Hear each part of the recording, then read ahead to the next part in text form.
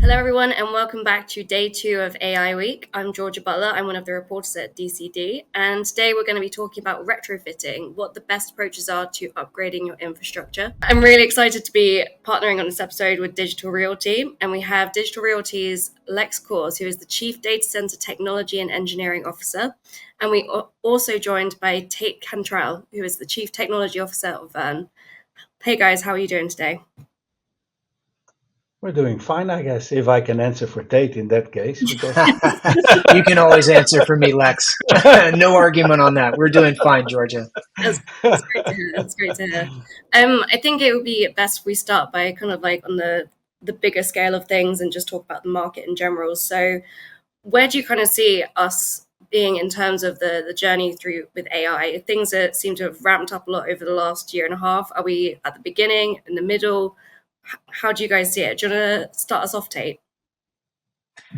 Sure. Well, it's been exciting. I mean, if the people who are watching, it's interested enough in the data center industry to be watching this episode, I'd be very shocked if you haven't had an exciting last year or last 36 months.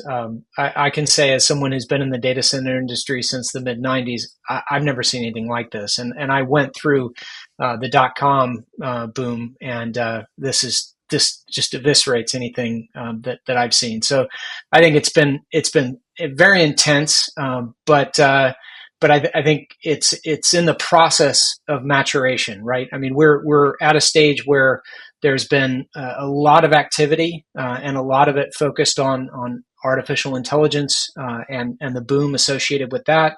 I mean, we see huge amount of growth in the data center industry. I think the IEA reported earlier this year that we expect data center power usage to double from 2022 by 2026, which is just phenomenal. It's a huge growth, but I think we're at the stages where we need to be thinking about what is the industry, how are we maturing into this massive growth that we've seen. So that's where I think we are. I think we're at the point where huge surge ahead, and now we're all trying to a bit recover and figure out what the best way is to mature the industry going forward.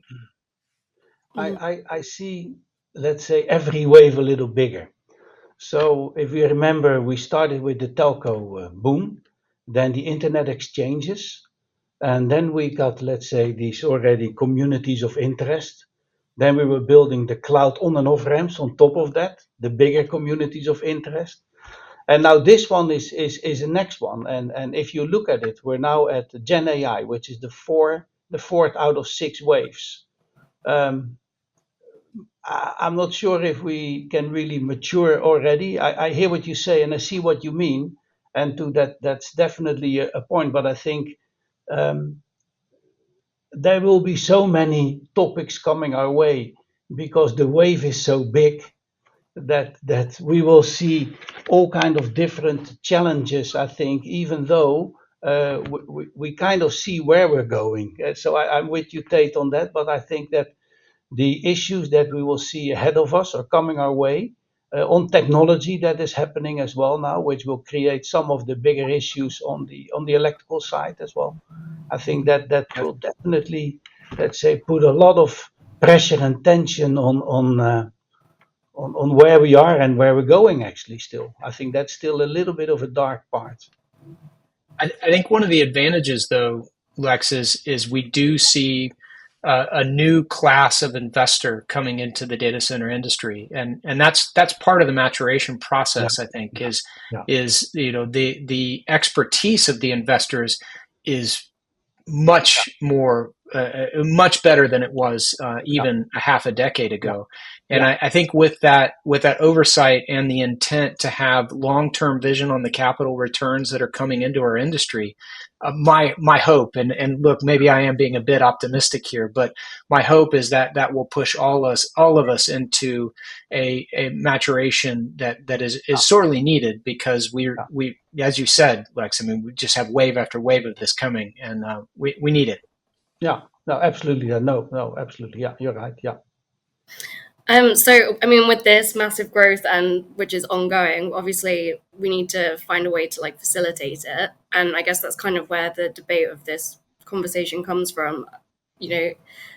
how much of this should we be focusing on retrofitting older data centers to handle this, and how much should we be focusing on just building up new capacity? I mean, do either of you have an instinctive answer to that? Well, if I can start, one of my positions is the president of the European Data Center Association. And so I'm heavily involved in, let's say, legislation. And we see that our industry will be legislated.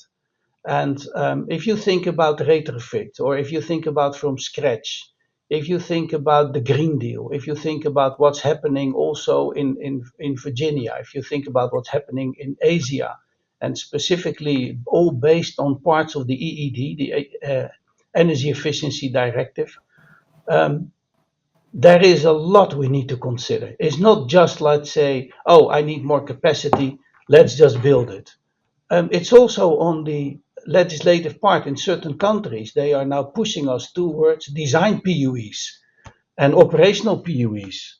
And if we look at the trend of AI and AG, let's say, liquid cooling from that perspective, we see there is a kind of a tension between us. Because as we were raising the water temperatures more and more to benefit more and more from free cooling, we now see that the manufacturers of these chips, they are trying to push it down. So they put pressure now directly on this part. So I think it needs a lot of thinking. It needs a lot of business case building, feasibility studies, because it's not just simply, oh, I need more water, I need more capacity, I need more power. Um, let's just do it. So, yeah, Tate, I like to also hear your perspective before we continue as a single person on this topic, because we know all about it. Huh?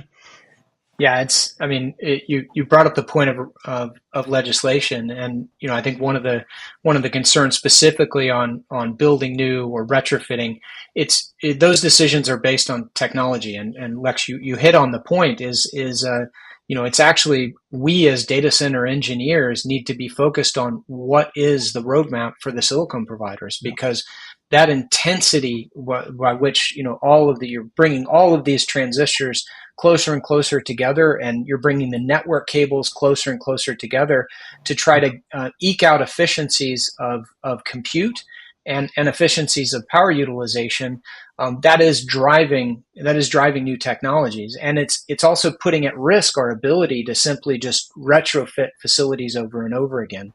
Not the least because of the what you specifically mentioned, right? Design PUE and operational PUE coming into the legislations, and so there may be facilities out there that are perfectly located, have access to plenty of power, and are potentially not economically viable to retrofit up to the PUE standard that might be expected of them by the current regulations. So I'd say it's a challenge, but we, from an industry perspective, we need to look outside of our industry to the silicon providers, to the software producers, and the Gen AI and other software that's being developed.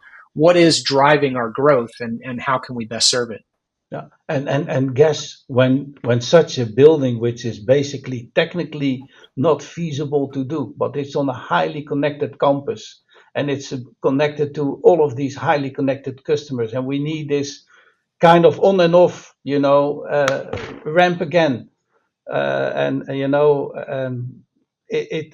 we need to find ways there, because you cannot simply abandon that and build it 100 kilometers further, because now it's no part anymore of that connected campus. It's no longer part of that highly connected ecosystem, where actually we will see this coming up more and more. Although that requirement, not only training. Yeah, and I think what you're bringing up there is you mentioned training, right? And one of the things I really like about AI is there is a distribution of applications within the AI workloads, right? There is both training and inference, and Yeah. lots of and both of those have a role to play in our use of AI in the future. And training has one requirement. And in fact, we're seeing that new facilities may be the way there because of the requirement for such significant scale in order to bring enough compute together to perform training at these large parameter, multi-billion, if not trillion parameter models, but also inference, right? Inference needs to be close to the data sources, close to the decision-making process, close to the people. And that's exactly where we've been placing data centers, on top of switch. You mentioned it yourself. These on top of the telcos. We chose those locations originally because they were close to the eyeballs and close to the data. And this is no different. It's just adding an aspect, which is really interesting. Yeah. Oh, absolutely. Yeah. Yeah, these and we see them already, because all of us we receive now massive amounts of requests for pricing for these AI, also for this inference part. We are installing parts, already. We bidding on it. It is starting to happen more and more. The training facilities. Yes, they might be, let's say, out there on a place where power and cooling are largely available and at a lower cost. But at the end, it all comes back to around, let's say, the cities and where, let's say, the connections are really needed. Yeah. We're becoming more dependent on our networks, not less dependent, for sure. Absolutely. Yeah. Mm. Okay, let's get into some of the nitty gritties of the actual retrofitting or even just designing data centers for AI specifically. I think we can't avoid talking about power density for obvious reasons. Can you guys give me an idea of what the realistic current densities are that you guys are seeing in your data centers, how you see that progressing, and what you need to be capable of providing for? I mean, I can start, and I think Lex can round this out because Vern as a company is really focused on high intensity computing. So we have perhaps let's say a focused view on these density levels, and so I think what we've seen over the last decade is a move at the HPC, which, scientific computing, that was the workloads where Vern really got its start in 2012, working for companies like BMW and Volkswagen, doing these highly computational workloads. And there we were seeing, in the range of 12 to 15 kilowatts a cabinet. As cloud systems started to emerge, hyperscale is often the term that's used. You started to see that as well, kind of the 8 to 12 to maybe 15 kilowatts per cabinet. And I think that was for the large part, that's been a bit of a standard for, let's say, higher density type of facilities. There are certainly a lot of facilities that can still operate below that and still have workloads that can manage in the 5 to 10 kilowatt range. But really over the last 4 years, I would say, we've seen a huge growth in the direction of companies that are pooling together CPUs, pulling together GPUs, and coming in at 30 to 40 kilowatts as kind of an expectation that there will be racks in the facility that will be able to peak at 30 to 40 kilowatts air cooled, and still with some lower density, storage and network type of infrastructure. And what we're seeing now is a movement beyond that, right? Again, this case is driven by the silicon providers. In this case, if we look at NVIDIA, for example, really pushing us with the H200 in the direction of 70 kilowatts per rack. And then with the GB200 on the horizon, these NVL72 type cabinets that are looking at, potentially 120 kilowatts to 150. So there's a range, there's a movement, but we're still not going to lose these intermediate workloads that are in the 12 to 15 kilowatt range. Those aren't going away. No, they stay, and we have been lagging a little bit behind on those loads. We were more colo. So we're not really HP high performance computing data centers at our site at that time. Although If we had customers, let's say, asking us to build one, then we would obviously facilitate that and comply with it. But what we always did, we always had a pool of energy, and we could move that pool of energy and cooling around a data center. Yes, would you end up with some stranded power or stranded capacity in certain regions? Yes, that could happen, but it always had, let's say, a very economic approach to it. If I confirm, let's say, these rack loads. If you now think about the last NVIDIA racks, I think the Blackwell, um, 72 CPUs acting as one CPU. That's scary. That's 100, something like 120 kilowatts or so, one chip, basically. And Hmm. then you can connect them together to 200 megawatt. Now you have Yes. 200 megawatt, one computer. Those are things, and that is where I started when I said about maturity. You were talking about the financial maturity. I got it, and I was talking more about the technical maturity because these kind of things, they are mind-boggling. I think, okay, really, is this really happening?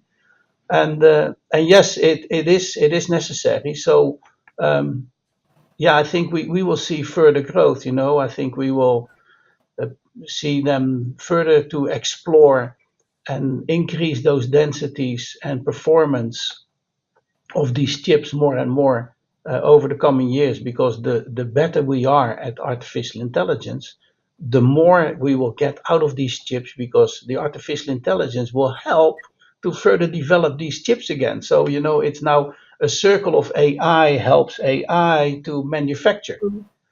And so this is our future coming our way now. So yes, the loads You, will go up you big you time. sounded a little bit like you were headed in the direction of science fiction there, Lex. I'm a little concerned that our AI overlords are coming. So Well, no, but we know that AI is teaching AI now. That's already yes. happening. So from that perspective, it will get, let's say, the microscopic flaws out of the performance, and even further push it up. If it is not already happening from the perspective, And yeah, and the other nice thing about these advancements in AI is it's not just benefiting AI. I mean, I like to think about it. When I was doing simple 2D CAD on my train up to New York every week in the late yeah, '90s, working for AboveNet at the time. One of the reasons that I could do CAD on my laptop computer was because of video games. And the video game industry yeah, was really pushing more technology into my computer, and so I could sit there with my AutoCAD and yeah, building next generation electrical systems. And I see similarities in terms of artificial intelligence, because it's not just machines that are built for AI.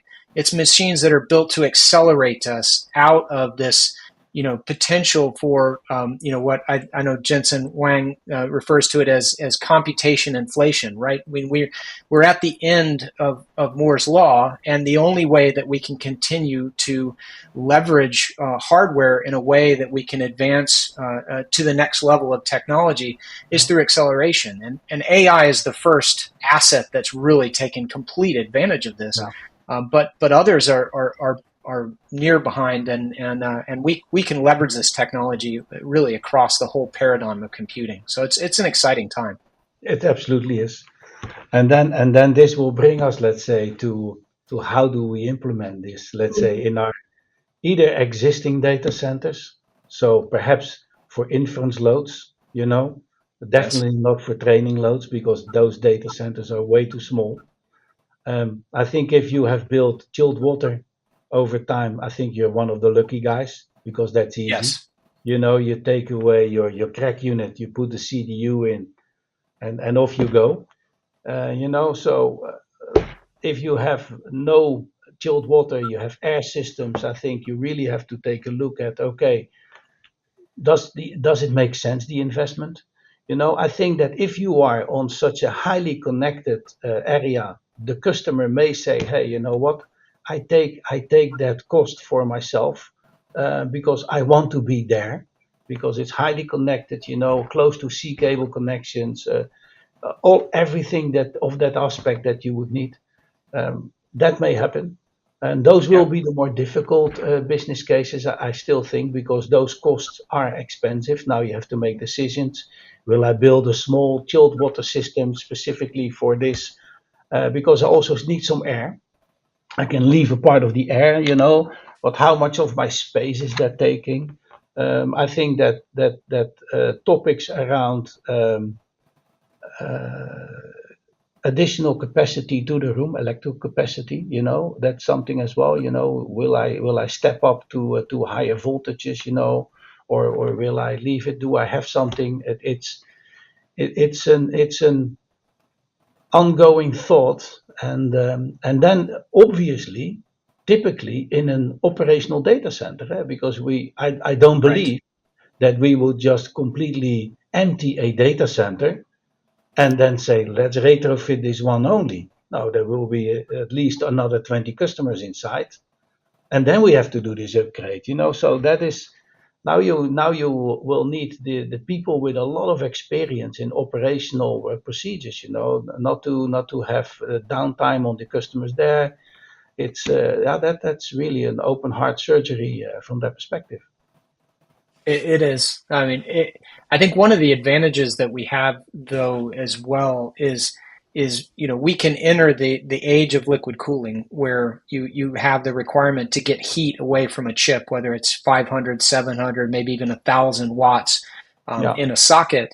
The server itself can be liquid enabled. So from the perspective of that server, it is liquid cooled, and there's whether it's direct liquid or some kind of a refrigerant mix that's using two-phase cooling coming off of that chip. You can export the heat from the server and even the rack in liquid level, but you might have it very close coupled to Yeah. an air heat exchanger. Yeah. So, and I know many of the people who are watching certainly know about liquid to air CDUs, and I do believe that, at least in the next phase, the kind of the near term phase, where we're still in the range of 70 kilowatts per cabinet, in that range, there is the potential that you could go into a facility that's actually designed for not anywhere near 70 kilowatts per cabinet, and still achieve liquid enabled, latest state of the art type technology. But you're right, Lex. At some point in time, you're going to wish you had installed the chiller in that plant, and that you could just tap into it. There's no and question about it. and interesting for the audience, because you mentioned, let's say, two-phase refrigerants, liquids.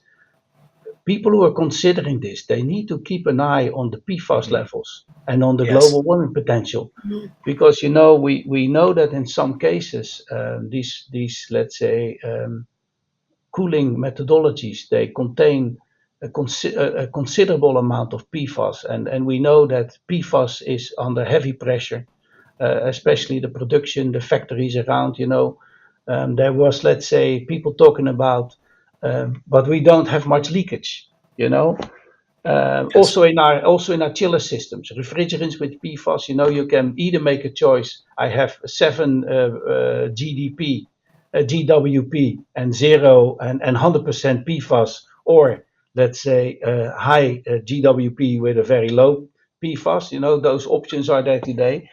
And they say, but we don't have much leakage. But I said, it's not about our leakage in the data center. It's about the production Yeah. plants, where they produce this PFAS. That is where, let's say, the issue is, and that is under a lot of pressure. So whatever you choose, keep an eye on the refrigerant, on the GWPs, keep an eye on the PFAS levels, because they are under law in Europe for certain, and they are definitely under the microscope, especially in the PFAS in the US and other regions. What do you think, Lex? I mean, I know you're very involved in this. I mean, I keep hearing, companies who are claiming that we will have PFAS free refrigerants very soon. Do you think that's legitimate? Do you think we'll get there, or do you think it's a fallacy? Very, very soon, I think, is relative, and in the scale, Yeah, in the scheme of fair things, enough. thinking about the universe and its existence.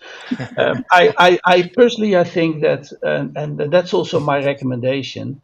Choose the Yes. ones which are just below the 675. 675 is the threshold. You Yes. cannot go above. If you are at the 500 regions, you will see that there is refrigerants with nearly no PFAS in it. I know when I look at the 1234ZE, the ones with 7 GWP, I see the amount of PFAS in it. I think, oh my God, let's be careful here. It's Right. although I for a moment there was the most of the pressure was on the GWP. Now it's at European level they are starting to mix it now. They're starting to say, hey, look at both, please. And So I you're expect you're you're legislation. you're right to mention the number specifically. I mean, because in the range of 675. I mean, your company, my company, other companies, we have loans and debt facilities that are tied to these numbers, right? I mean, we Yeah, can't just arbitrarily pick what we think is best, even for PUE, right? I mean, we can't just arbitrarily choose. We now have to be coordinating all the way from the technology up through the financing to ensure that we're being responsible stewards of the environment, but also fiduciary responsible for our companies. yeah. Well, and if it is regulation, it suddenly becomes level playing field. Mm. It's So, true. now you Yeah, can put as that's many true. business cases together. You just have to replace it. But then it's also not that easy because then you still come to choices. And yeah, it's a difficult topic, especially because it was decoupled from each other. It was GWP and it was PFAS, and now they're really starting to mix it. Let's say at our chiller level, at our cooling methodologies.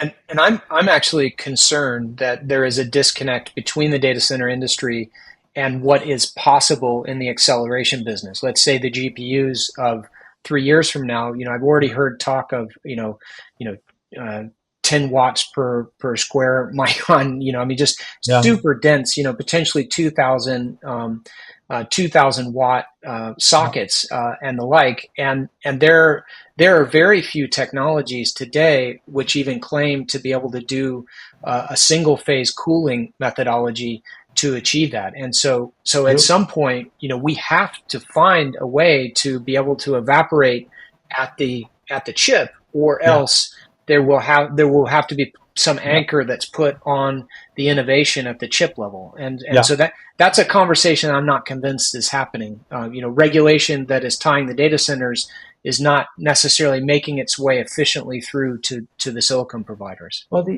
that's 100% true. The other conversation that has not yet taken place is the conversation about if I have this 200 megawatt single computer and it drops the load in a nanosecond or 2 nanoseconds, Yes. and it picks up a load in 2 nanoseconds, what happens? Because don't Yeah. forget 200 megawatt. If I look at the Netherlands, a big nuclear power plant is 450 megawatt. That's a big one. So half of it would get a big hit in a nanosecond, if there's nothing in between. And it also Yes. has a demand of that in the same nanosecond. So when we speak to UPS manufacturers, they haven't thought about it. When we ask NVIDIA, well, they also hadn't thought about it yet. So there is also a massive challenge coming up on the electrical side. So besides the cooling part for the retrofit, we now need to think about, basically as if we create a kind of lakes where we can drop in energy, and Hmm. pull Hmm. energy out at the same moment. Um, it's not easily there. It's definitely not in capacitors. They can't handle that. And tying that back to retrofitting, one of the areas where data centers have the potential to play and are already playing is in demand response for grid support, Yeah, and especially these facilities where inference workloads are going to happen in the facilities that we might choose to retrofit.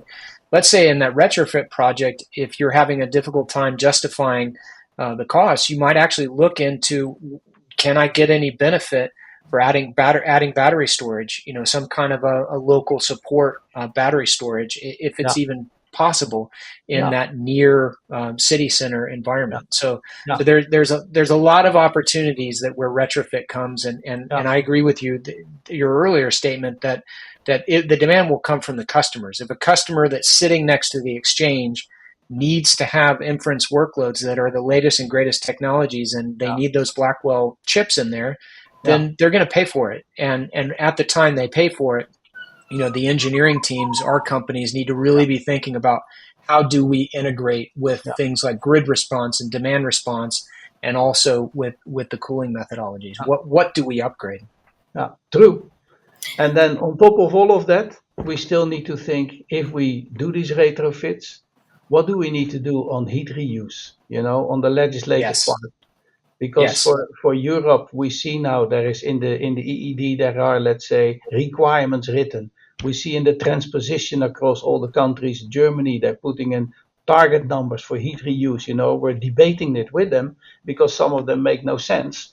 But it is happening, and and all of that you need to think about. So it will be a very interesting, let's say, retrofit project, for sure Yeah. across Europe, and then definitely also in other regions where they start thinking about things like heat reuse and others as well. Do you And guys and heat feel like reuse. I mean, go ahead, I'm Georgia. Sorry. that's no problem at all. I was just gonna say, like, do you guys feel like we should still be building air cooled data centers at all? Do they still have a place to play, or should we be moving towards just liquid cooling? I, I don't think it's for a person to make that decision. I think that this is business case by business case. I think there will be people who may be specialists on air cooled, higher densities, for purposes. So we're not only building data centers for AI. It Mm, will be a large part, and it will have a large involvement. But I think that it's up to, let's say, your business model, I think. But And if then it comes to legislation, if it comes to heat reuse, then it will be very difficult with air. That's for that's sure. I was gonna say like that. That's sorry. That was kind of where I was going with it. Yeah, because obviously with them, I believe it's the EED, right? That's saying that you have to. Yeah. They're starting to introduce that, and it's going to be complicated. Maybe we should just ditch it.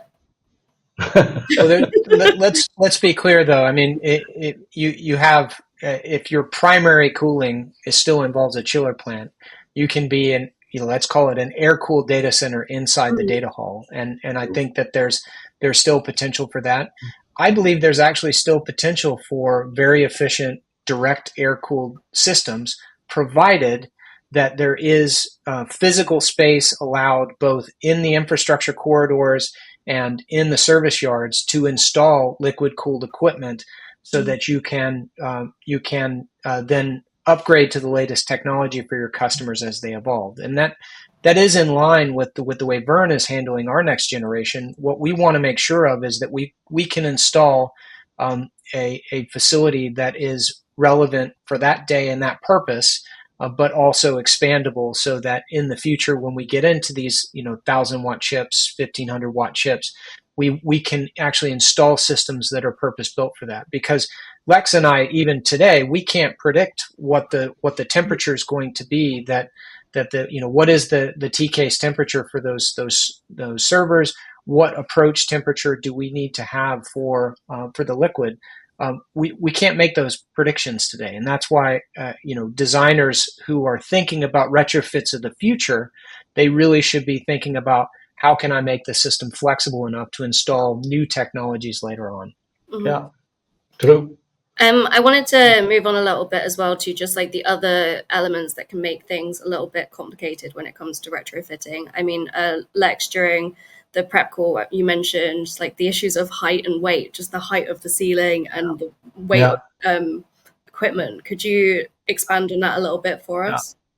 Yeah. So if you go for retrofit, let's start with the easy part. Retrofit, and you have to think about your network cable infrastructure. The main thing you need is height. Because you will have customers already, as I said, in those data centers. Um, and if you have height, you can put trays underneath. If you don't have height, you will be struggling, because now you need to cut and interrupt parts of those cable trays to put new cable trays back. Also, the support, let's say, for these cable trays, might be more. Um, on the weight, if you look, for instance, in Europe, we have multi-story buildings in many cases, because uh, yeah, cost of land was very expensive already. If you're on a ground floor, and this is, let's say, a slab, a big slab, and you can, and it's piled and everything, you may get away because those rack weights, if you look at them, they go up to 4,000 kilos. Including, let's say, with the infinity band cables that is in between. Those are massively heavy blocks of metal, in a way. And those are the things you need to think as well. And when you look at your retrofit projects, you need to see what are the capabilities on your floors as well, because you go to the first floor, second floor, then you easily run out of capabilities, and you may think about, okay, I put spreader beams, to my columns, and I let my columns take the weight. There is also something as a maximum weight for a building that you are allowed to apply to it. So that will also is also not without an end. So those kind of things, height, weight, floor loads, those are definitely parts that you need to consider when you start looking at it.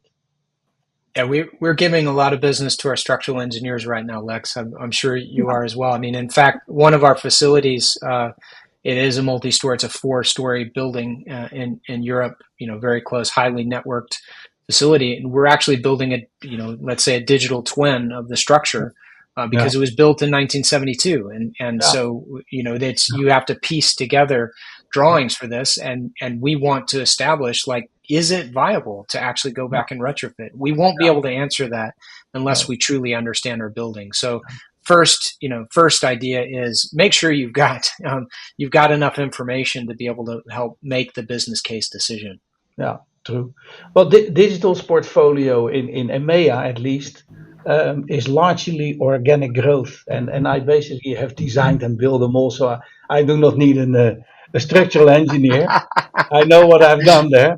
So therefore, I also know that the ground floor in most cases, okay, will be good, and the floors will be okay for the 10 and 15 kilowatt racks, but not for the 5,000, 4,000, 5,000 kilo racks, and then in larger quantities, then we really have to spread them out and think about that. But yeah, yeah, there's a lot of thinking going on at this moment. Yes, I'm Maybe leading I'll the. get in touch with you, Lex, and you can tell me what the 1972 building was, how it was built, maybe. Yeah, yeah, yeah, yeah. No, So, that's true. so I guess with all of this said, I mean, looking back on this conversation, do you lean any way towards retrofitting or just building new? Do you have a kind of and yeah, based on all of this, is it too complicated? Is it too difficult to retrofit? No, it's Is a it too mix. expensive? It's a mix. We will be building new for certain because we Mm, will continue to grow and maintain our market share or even grow our market share, and everyone will try to do that. So you need new, but you also need to retrofit, let's say, the existings, and you need to do something with it. It's abandon them or leave them, that's also bad for your carbon footprint. If you can Yes, yes, it retrofit is. them, that's really a good part on your sustainability part as well. So you need to take a look at it. Those are not extremely complicated programs. When you do a feasibility study, you immediately know what can I do with the floors. You know, do I have chilled water already? Can I simply replace it? What will be my capacities now? For what type of, let's say, inference loads can I use this? Am I ready? Um, so no, it will be definitely a mix of everything. mm, Yeah, and I mean, if you think about it from from the city perspective, right? I mean, if an office building in the middle of New York suddenly doesn't have the right infrastructure to support new tenants, you build a new one, and you build a new one because the real estate value isn't changing; it's just increasing. And I would say that there's a lot of data centers that are older, but they have power capacity that's available, and that power capacity is going to become is will become more and more important in our industry, especially when we think about these inference workloads that are working closely with the data sources. We will need those, and it's yet another reason that challenge of power. It's another reason why we're starting to see, I will say finally, as somebody who's been building remote high performance computing data centers for the last 15 years, but I would say finally we're starting to see companies push on the limits, right? This is not just about availability zones near the cities. This is about finding the right location where you can achieve power. There's power resources available, but they're not coming to us anymore. We're going to have to go to them, and we're certainly not going to want to strand power that's in a well networked environment. True. And the other reason, a retrofit permit is easier than a new build permit. Yes, it is. And especially, these days when the perception is not really in our favor, although we are not using the energy, everyone who's using its apps is using the energy. Yeah, because if no one would use an app, then there would not be a data center. Mm. So, so from that perspective, people also need to realize that we're not per se the bad guys. Do we need a lot of energy? Yes, we need a lot of energy because, we want to build these new apps and we want to use opportunities, let's say, for the digital economy and the digital society. And from that perspective, still an upgrade permit is easier than a new build permit. So because it's not that easy anymore to get simply a new build permit in any place where you want to be. Before that was a conversation with the mayor, perhaps, explaining the importance. Today the mayor is under pressure because there are parties who are saying, I don't want data centers here. That's also why you see a lot of these retrofit campuses, right? I mean, Compass Data Center announcing their huge deal at the old Sears factory in Chicago, for example, right? I mean, that's just an example of it's just a different size of retrofit, right? Yeah. And there, you have former industries that the data center industry is taking over, and you're taking those energy resources with them, and also presenting jobs back to the community. And Lex, I'm 100% in agreement with you. We, as the data center industry, as part of that maturation process, we need to continue to improve on our public outreach. And just as a final question to you guys, do you think that the AI boom, is it going to continue to accelerate, or are we going to reach a more stable, manageable growth? What do you guys see happening? So what I see is something I asked. I am also a member of the SMR Alliance for the European Commission. You're and a I said, busy man, if we want to have geopolitical stability, then we need to grow with AI as in a certain pace with, let's say, other regions like the US, like Russia, and like China. And if we don't do that, then we will be depending on ethics of artificial intelligence that we buy rather than that we develop as Europeans in that case. So if I look at this, I am calculating something like 60 to 80 gigawatts of additional load for the European region. That's a lot on top of the 54 gigawatts, which is currently under construction for Europe, which is a 560 billion investment roughly. I need more because that was already for the old economy that we needed this upgrade. And because Gen AI is only 1.5 year old, I need a lot of additional capacity. So if the capacity is not coming at the right pace, that's also not the issue because it's level playing field. No one will have the power, but the demand will not change. So the demand will be there. So we will only grow some slower, but we will grow. That's for certain. Big time.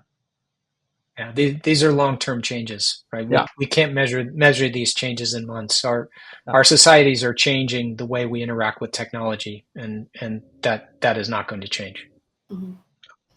All right. I think that's all we have time for, guys. But thank you so much for joining me. Big thank you to Digital Realty as well for partnering with us on this episode. If any of you out there watching have any questions, please feel free to reach out to any of us at DCD, or I'm sure Lex and Tate would also be welcome to receive messages too. This episode will be available on demand for you to watch again if you need to. And don't forget to watch the next episode of the AI Week, which will be coming shortly. All right. Thanks, everyone. Thank you so much.